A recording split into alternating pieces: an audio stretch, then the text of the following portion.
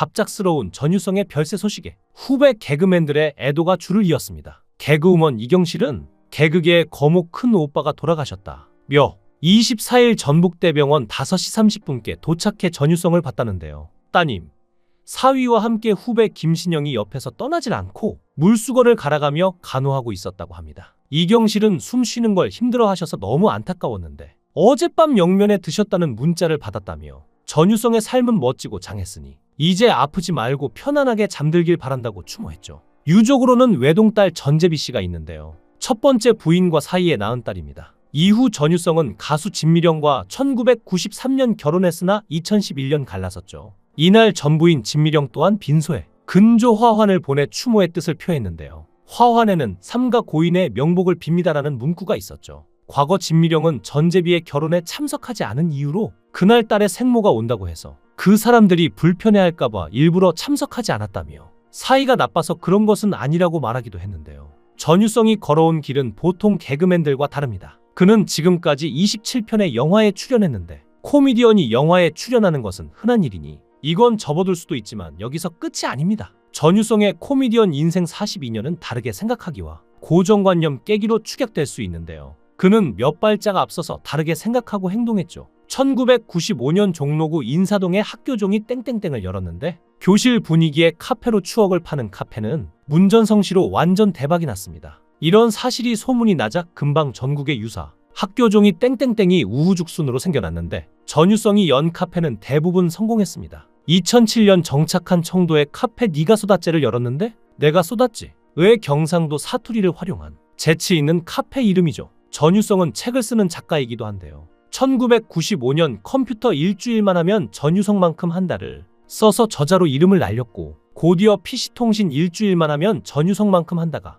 오며 연이은 히트를 쳤습니다. 같은 해 조금만 비겁하면 인생이 즐겁다를 써서 독자들에게 비겁하게 살 것을 주문했는데 독특한 제목의 이 책 역시 한동안 베스트셀러에 올랐죠. 저자 전유성을 다시 보게 만든 것은 1997년에 출간된 남해 문화유산 답사기였는데 전유성표 유럽배낭 여행기로 2001년에 남해 문화유산 답사기 2가 나왔죠. 2007년에는 삼국지를 거꾸로 보는 전유성의 구라삼국지 시리즈로 10권이 출간했는데 이렇게 전유성이 쓴 책이 모두 33권이니 작가란 말이 어울리는 사람인데요. 여기서 끝이 아닙니다. 전유성은 코미디언 후배를 양성하는 선생이기도 하죠. 예원대 공연예술학부 코미디 전공 전임 강사로 있으며 전유성의 코미디 시장을 만들어 신인 개그맨들을 양성해왔는데요. 신봉선, 박희순, 안상태, 황현희, 김대범, 이재형, 김민경, 서성금, 김종은 등이 바로 전유성의 코미디 시장 일기생들이죠. 전유성은 연출가이자 극본작가기도 했는데 청도 야외음악당에서 열리는 개나 소나 콘서트는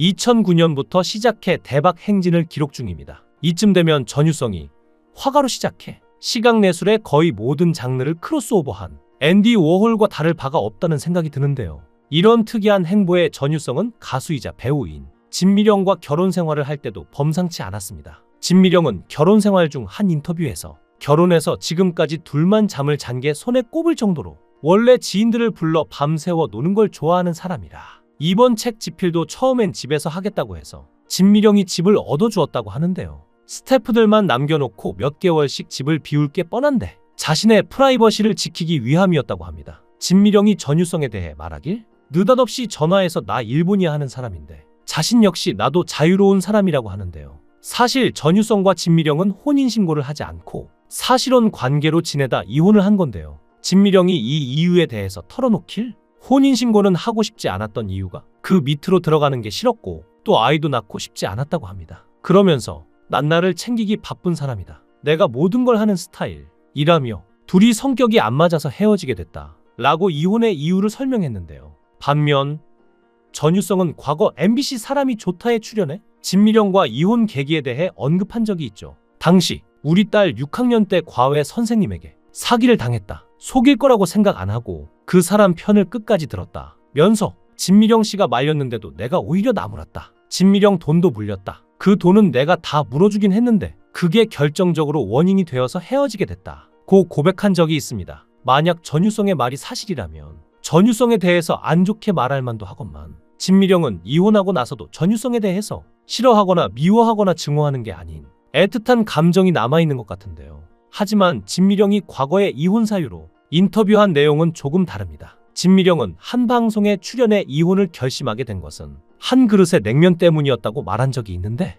진미령에 따르면 어느 날 전유성과 단골집에서 만나 냉면을 먹기로 했는데, 진미령이 단골 냉면집에 도착했을 때 전유성은 이미 혼자 냉면을 다 먹고 나누었는데요. 그리고 뒤늦게 도착한 진미령이 주문한 냉면을 먹으려는 순간 전유성이 난 다 먹었고 먹는 것을 보는 건 지루하니 나 먼저 가겠다 며 나가버렸다고 합니다. 진미령은 그 순간 냉면을 먹는 이 짧은 순간도 기다려주지 못하는데 하는 생각이 들었다며 앞으로 인생을 함께 살아가는 건 힘들 것 같다 는 판단에 이혼을 결심했다고 속사정을 털어놓았죠. 이에 진행자 김수미는 전유성은 굉장히 똑똑하고 착하고 순수한 사람인데 그의 특이한 인생관이 진미령의 생각과 맞지 않았던 것 같다 며 위로했습니다. 실제로 전유성은 굉장히 독특한 사람이기에 평범한 진미령이 받아주기에는 한계가 있었을지도 모릅니다. 실제로 한 토크 콘서트에서 전유성은 고정관념을 깨기 위해 습관적으로 하는 말부터 바꿔보라고 권유한 적이 있는데요.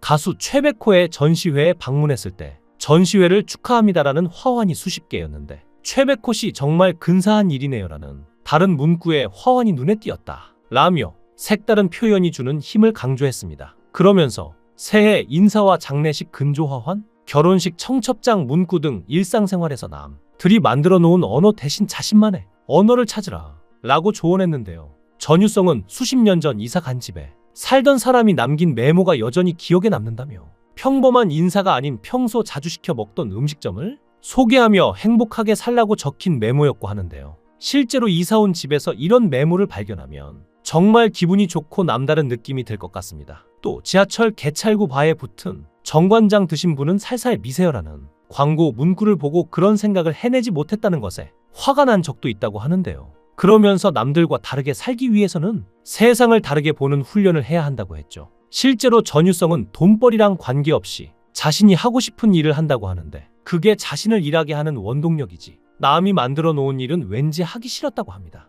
내가 잘하는 일, 재미있게 할 수 있는 일을 줬다 보니까 여기까지 오게 된 것 같다고 하는데요. 전유성이 곧 세상을 떠날 것이라는 건 어느 정도 많은 사람들이 짐작했던 부분입니다. 가족도 없이 혼자 사는데 건강 관리는 제대로 하지 않다 보니 쓰러진 적도 있다는데요. 공연장 만들면서 받은 스트레스도 원인이었고 술을 너무 많이 마셔서 생겼던 위장병도 굉장히 심각한 상태였습니다. 위에 천공이 생겨 생명이 위독했고 몸무게 19.8kg이 빠졌을 정도였는데요. 실제로 전유성이 기획한 개나 소나 콘서트에 사회를 보는 동안 몸을 가누지 못해 스태프의 부축을 받기도 했습니다. 실제로 연예계 주당으로 유명한 신동엽은 전유성에게 형님은 보통 사람 한 사에서 5명이 평생 마실 만한 양의 술을 다 드셨지 않냐 라며 그의 어마어마한 주량을 말하기도 했습니다. 전유성은 예전에 내가 술은 끊을 수 없는 거다. 술 끊으라는 이야기 하지 말아라. 난 술 끊으라는 사람을 끊겠다라고 말했었다. 라고 했을 정도로 애주가였는데요.